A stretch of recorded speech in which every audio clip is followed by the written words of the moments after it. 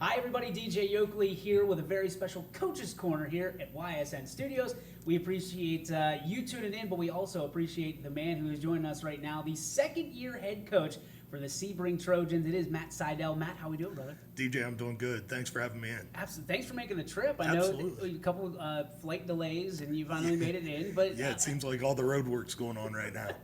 talk to me. I mean, you're at Sebring during a very special time. Now, you've been at Sebring for the last 14 years. Yes, sir. You've seen a little bit of everything, but now you're starting to see a little bit more of the excitement around the football program, especially in the past couple of years since you took over. And you're here with your Sebring hat, with there's a branding to it now that's never been there before. Talk to me about the progression you've seen over the last decade and a half. Absolutely. So, Sebring's never been known as a quote-unquote football school.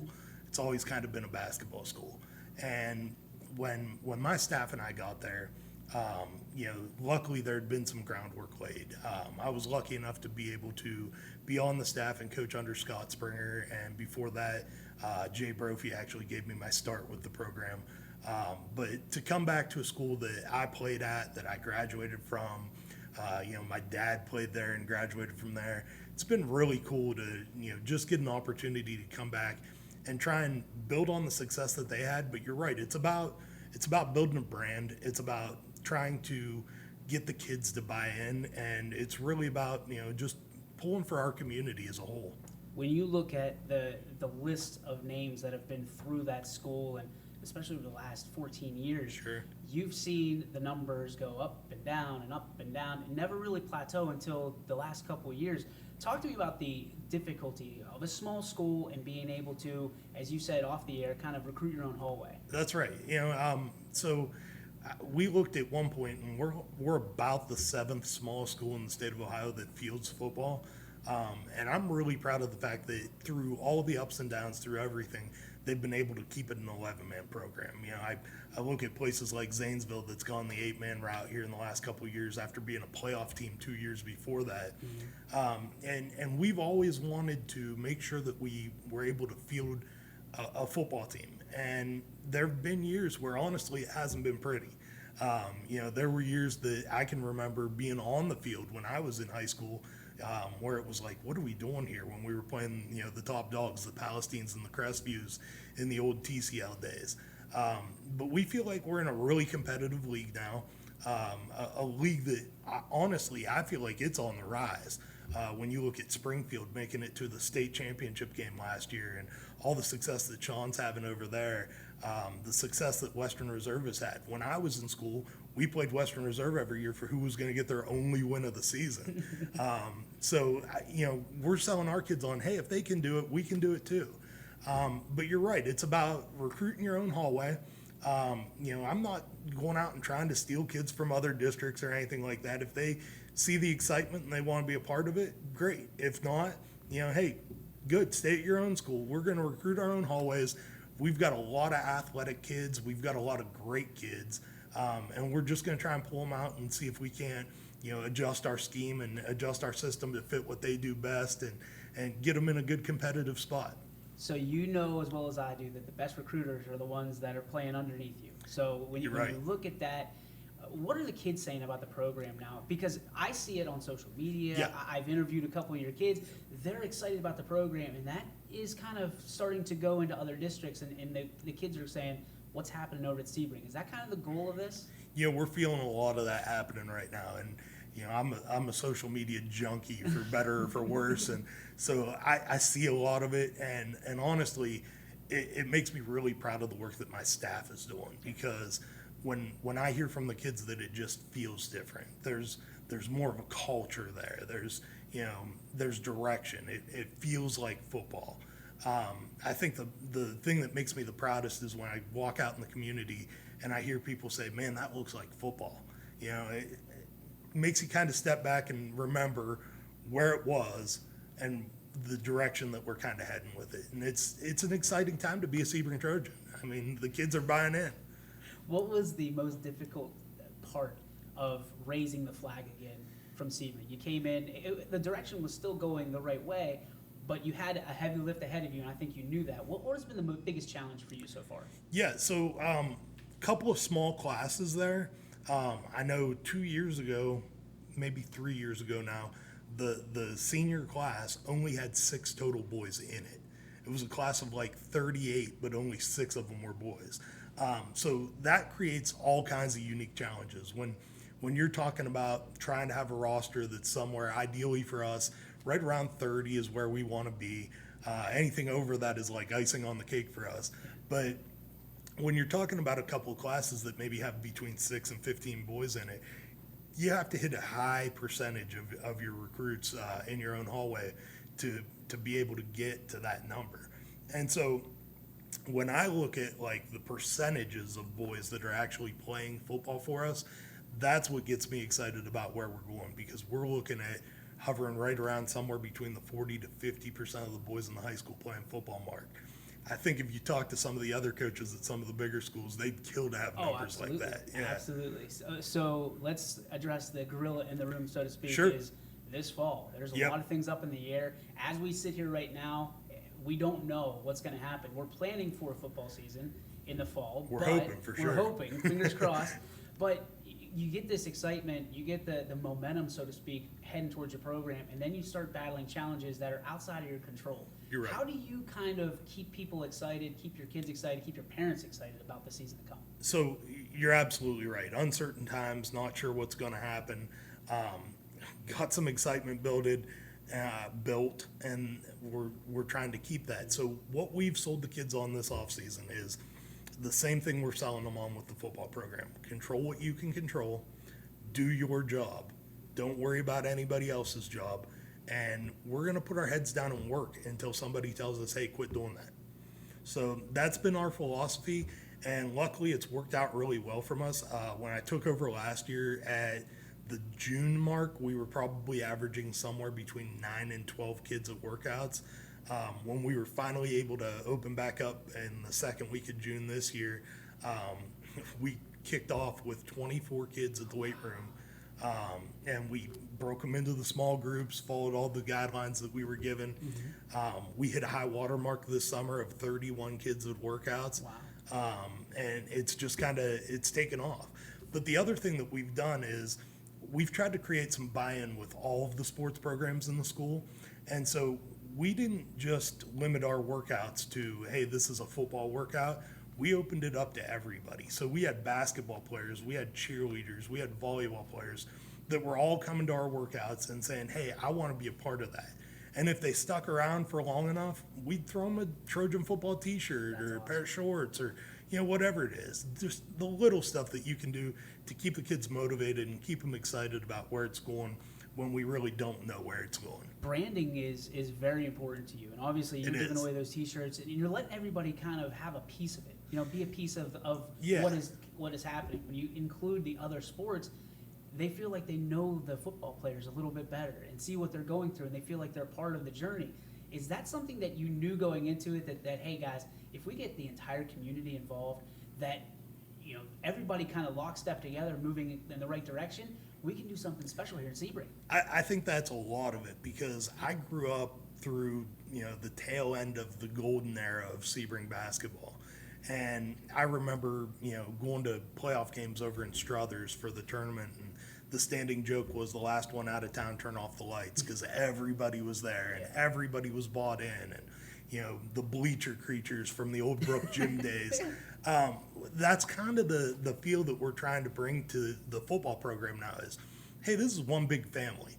And at the end of the day, we changed our jerseys last year. They no longer say Trojans across the chest. We're proud of the fact that we're the Trojans, but we put Sebring on our chest because we want to represent our community. We want to be proud of that little 1 square mile town that we come from.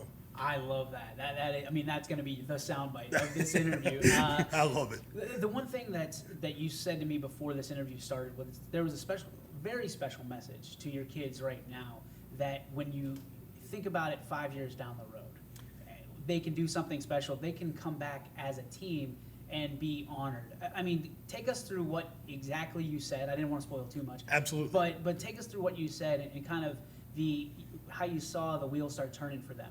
So when we walked in on day one as a staff, we had all kind of met already. We were still putting some final pieces together, but we talked about wanting to get the kids to buy into the goal is to do something that's never been done here before. And there have been successful football teams at Sebring in the past, with limited success. I think of a couple years like 94, 93 when they went 7-3, had good competitive Tri-County League seasons in the meat grinder that was that old conference.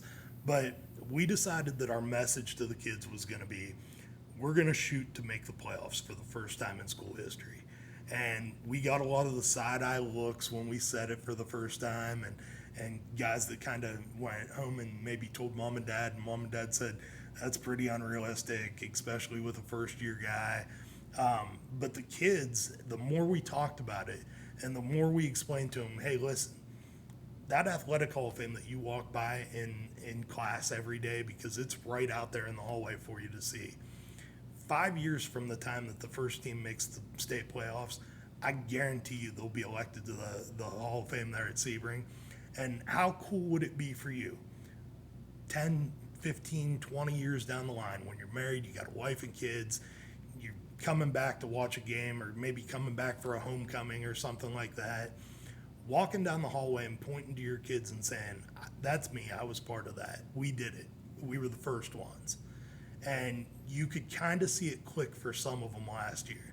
And we were really lucky that we had a really strong group of senior leaders last year that were really able to kind of weather the storms of the couple of really bad years that they had and say, hey, we love this sport and we love this school, and we wouldn't transfer if you asked us to. If you paid us to do it, we're staying here. And they just kind of bought in and convinced the younger guys, hey, get on board or we're yanking you along with us, because this is the boat we're on, so we're taking it. Oh, that's awesome. When you look at, because you and I are very similar in our age, Yeah. right? So when you look at it, there's a culture difference with what we had when we went to school and what is now available for these kids. What you're allowed to say, what you're allowed to do, how you're allowed to practice, things of that nature. What do you want to have be your culture at Sebring right now? And the second part of that question, if I could, Sure. is what legacy do you want to leave when it's all said and done for you? Yeah, so I'm going to address your second question first because I'm excited about that one. And when I actually interviewed for the head coaching job, the thing I told him was, I want to leave this better than it ever was before. It's my only goal. It's not about me. It's about the kids. It's about the program. I grew up playing in it. I went through the lean years. We won 2 games when I was in high school total. And the guys that I graduated with, I think if you got us all together now, like we occasionally do at the Brick House in Sebring or wherever it might be, we still talk about we wouldn't have traded it for anything. And it's that band of brothers, that feeling of, hey, we were in that together. And good times, bad times, all of it, it all made us into the people that we are now. So that's the kind of legacy I want to leave. Is I want the kids to have a better experience than I ever had. Not that mine was bad. I just want them to experience more success and experience the joy of what football can be in a small town when it's going good. And then the first part of your question, remind me again where we were going with that. The culture. What's the culture you're looking at? Yeah, so we were kind of talking off air, and we live in a different time now. When we were in school, it was let's go get the newspaper. And now it's way more social media driven. I think I told you I'm a social media junkie, for better or for worse. Yeah. But I love keeping up on it. And the kids have kind of helped me transition into that, where, we've got a Twitter presence now. We've got a Instagram presence now. And they convinced me that we don't need a Facebook anymore because none of them are on it. Because mom and dad are on there. That's right. Yeah, that's where grandma and grandpa argue about politics. So, for us, the big culture that we were trying to build was just a culture of pride. Hey, this is ours. We own it. It's not my football program. It's the kids' football program. And so ultimately, at the end of the day, I'm going to provide some guidance, and my guys are great. I've got a fantastic coaching staff. I'm lucky enough to have what I consider to be the best strength and conditioning coach in the entire area, and a young guy named Dalton Smith who's 21 years old. And 3-4 years ago, he was playing on these teams, and even with some of the seniors last year. So to be able to bring guys back, and I'm at a point now where every guy on my coaching staff this year graduated from Sebring High School. Oh, wow. Every guy on my coaching staff played at Sebring High School. And we can tell good stories, we can tell bad stories, but we can relate to the kids right where they are right now because we were there. We were in the trenches and did it. Because you guys are bleeding purple and gold. That's together. what it is. Yeah. That's what it is. And my guys really do. I mean, I've got such a great staff that would go out of their way to do anything for the kids. And that's what I was looking for when I was hiring guys. We'll teach anybody to coach them up. Yeah. I want good men, and I want good leaders of men, and I've got that now. So when you look back, interesting question coming, just heads up. Yeah. If you won 2 games your entire career at Sebring, if you're the coach of you, Yes. you can look back, what advice would you give yourself at their age, and what would you follow the guideline? I mean, would you listen, I guess, is what I'm looking to get out of you. Yeah, I think looking back now, if I could talk to 15, 16, 17-year-old me and coach 15, 16, 17-year-old me, first of all, we'd fight all the time because I was a hard-headed kid. I didn't want to listen, to anybody. And we still joke with the kids about how, enjoy every moment of it and don't take plays off because 20 years from now, you're going to look back and you're going to regret it.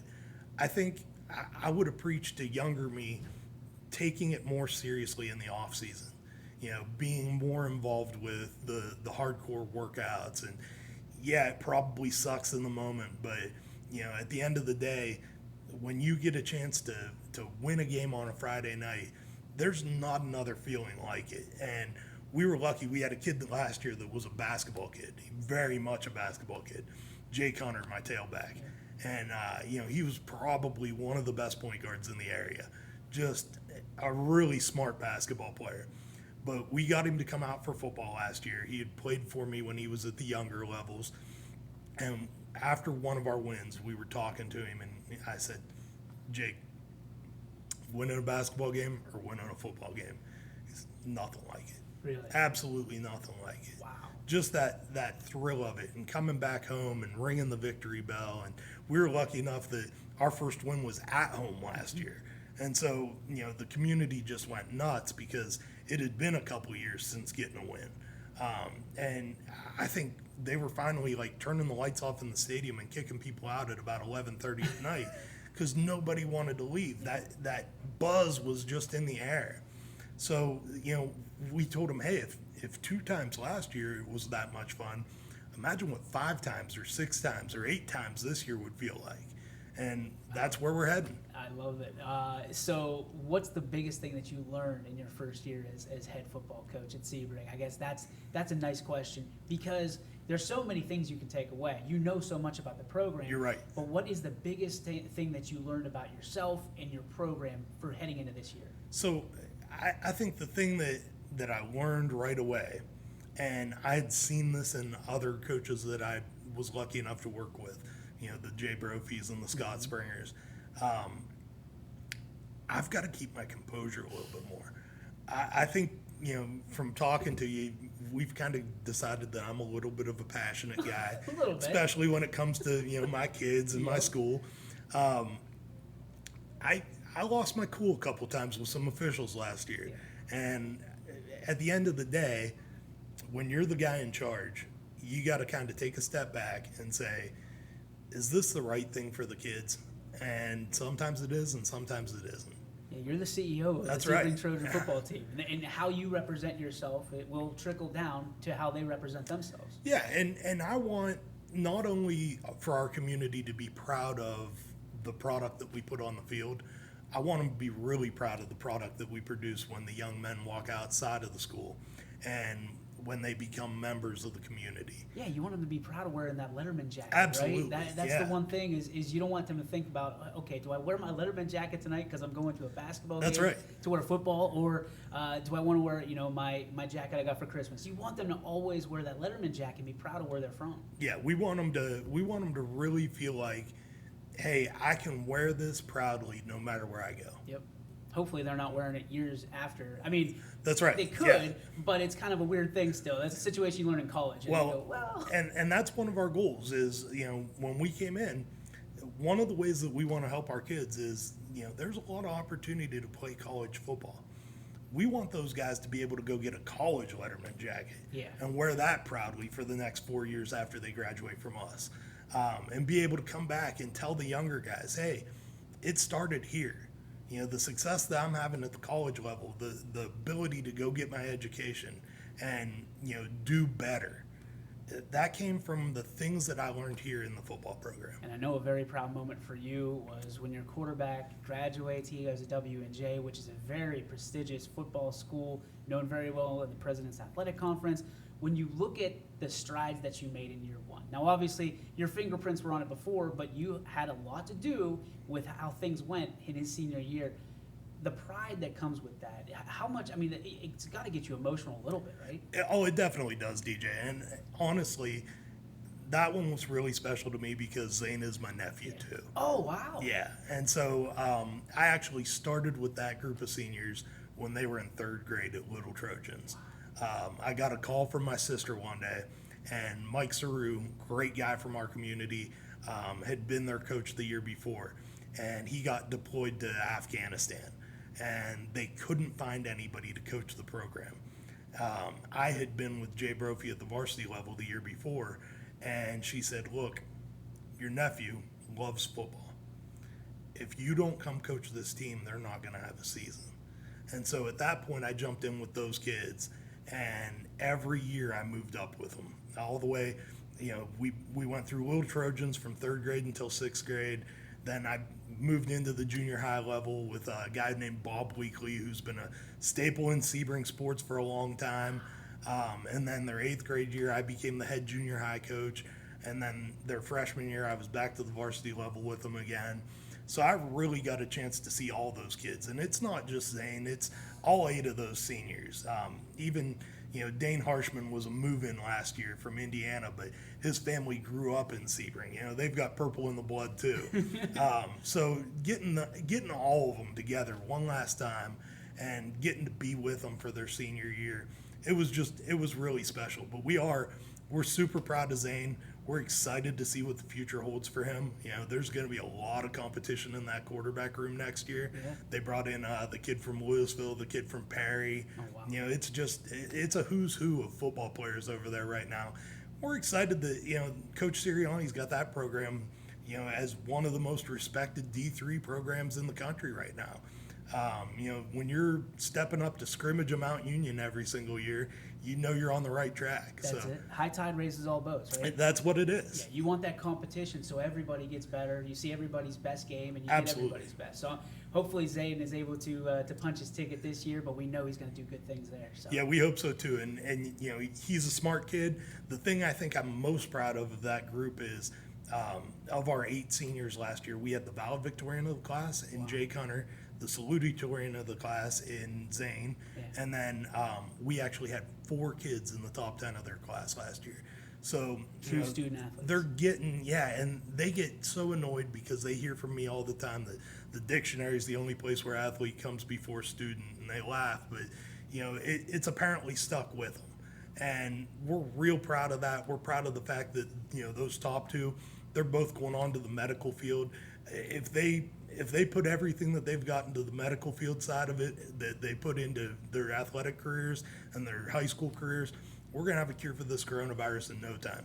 It's crazy to think that, we preach all the time, student athletes, but you and I are back in high school. That's right. And we're as stubborn as they are because being an athlete, you have fans around you. You're right. Being a student, it's done in the darkness, right? You're right. But it helps you later on in life. And I think most of these kids want that instant gratification to where, a long time ago, in that 14 years, you've seen some sparse crowds. Yep. And now you're seeing some people come to the games wearing that purple, and I think they look behind them and they say, I love seeing that. I love that support.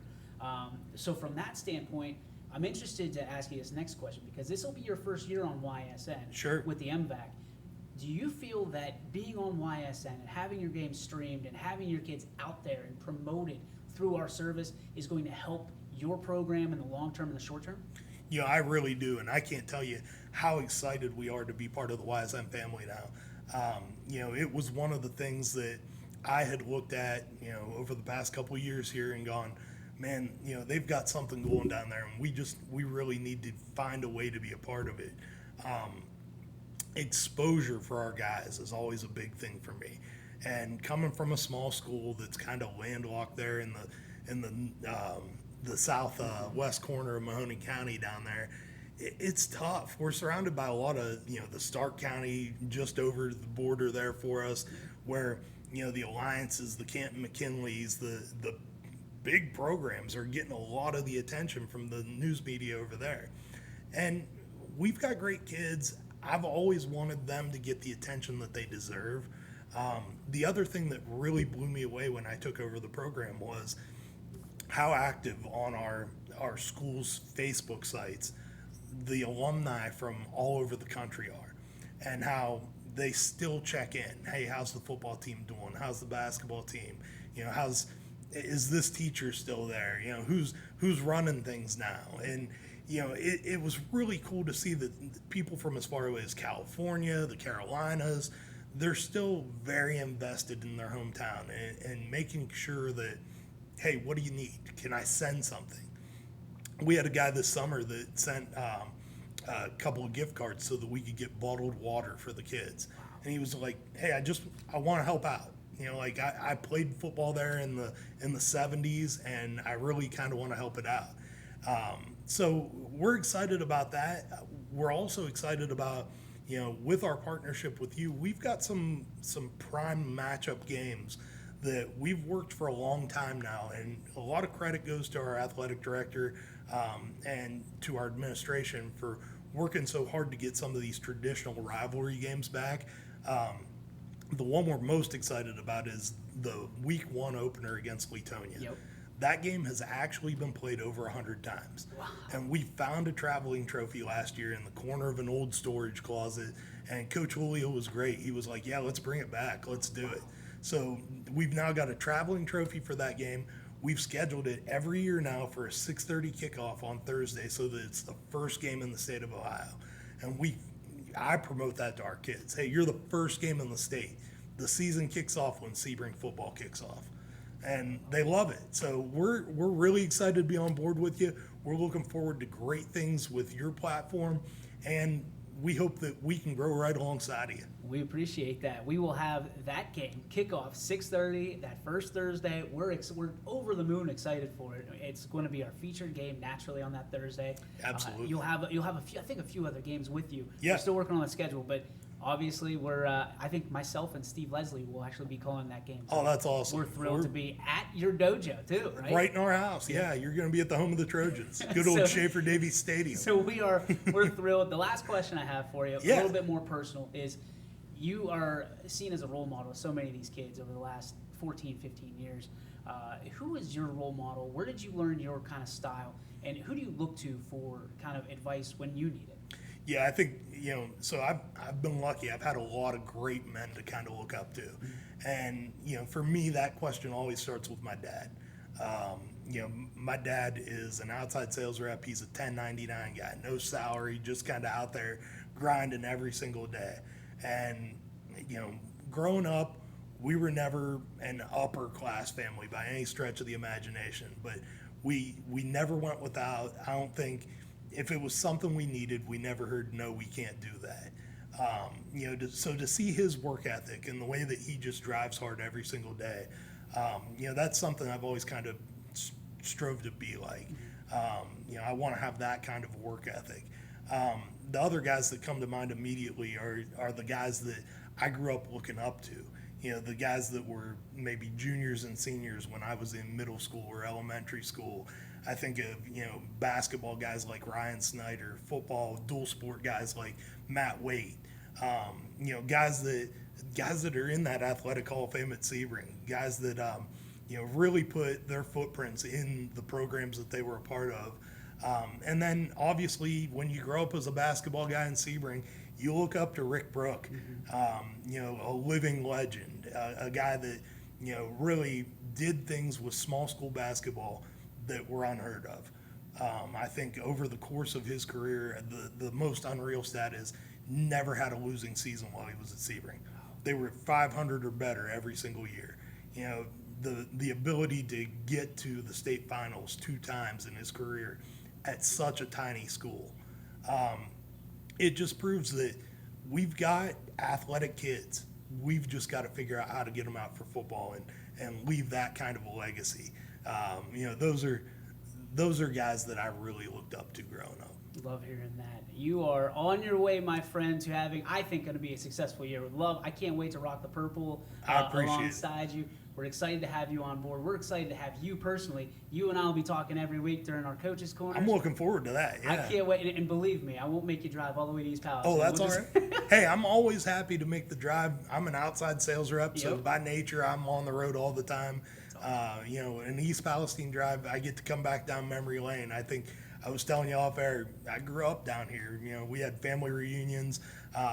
You told me the grocery store that my grandparents owned was right actually right here in this Yeah, building. you're looking at it, man. You look to your left, and that's the brick. The first time that I've actually been inside of this building. So, you know, what a cool experience. And Awesome, man. Well, we're looking forward to it.